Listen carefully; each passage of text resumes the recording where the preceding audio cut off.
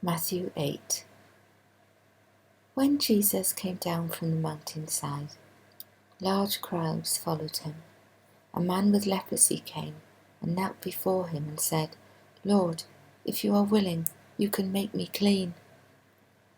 Jesus reached out his hand and touched the man. "I am willing," he said. "Be clean." Immediately he was cleansed of his leprosy.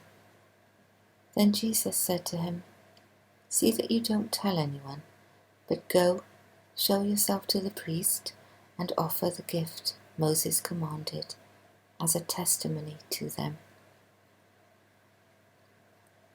When Jesus had entered Capernaum, a centurion came to him, asking for help. "Lord," he said, "my servant lies at home, paralyzed, suffering terribly." Jesus said to him, "Shall I come and heal him?"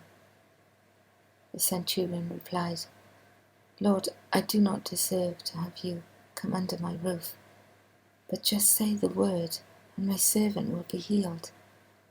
For I myself am a man under authority, with soldiers under me. I tell this one, 'Go,' and he goes, and that one, 'Come,' and he comes. I say to my servant, 'Do this,' and he does it." When Jesus heard this, he was amazed, and said to those following him, "Truly I tell you, I have not found anyone in Israel with such great faith.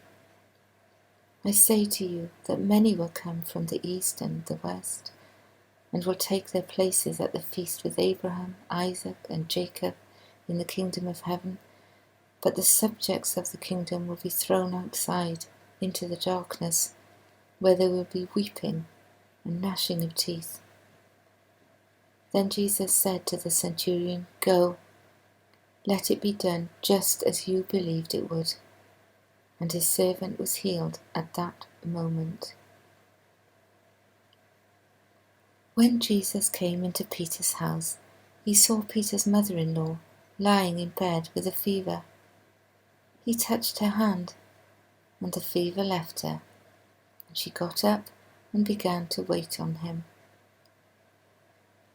When evening came, many who were demon-possessed were brought to him, and he drove out the spirits with a word, and healed all who were ill. This was to fulfill what was spoken through the prophet Isaiah.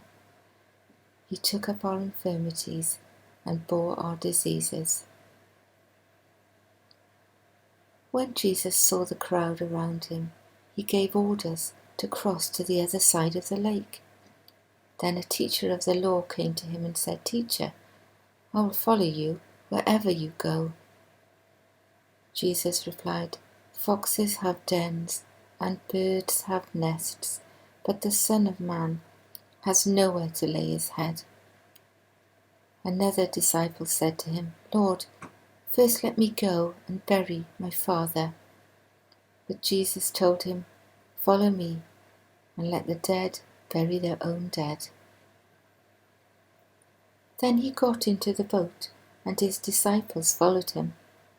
Suddenly, a furious storm came up on the lake, so that the waves swept over the boat. But Jesus was sleeping.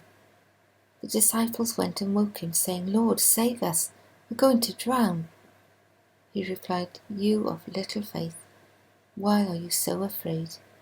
And then he got up and rebuked the winds and the waves, and it was completely calm. The men were amazed and asked, "What kind of man is this? Even the winds and the waves obey him." When he arrived at the other side, in the region of the Gadarenes, 2 demon-possessed men coming from the tombs met him. They were so violent that no one could pass that way. "What do you want with us, Son of God?" they shouted. "Have you come here to torture us before the appointed time?" Some distance from them, a large herd of pigs was feeding. The demons begged Jesus, "If you drive us out, send us into the herd of pigs." He said to them, "Go."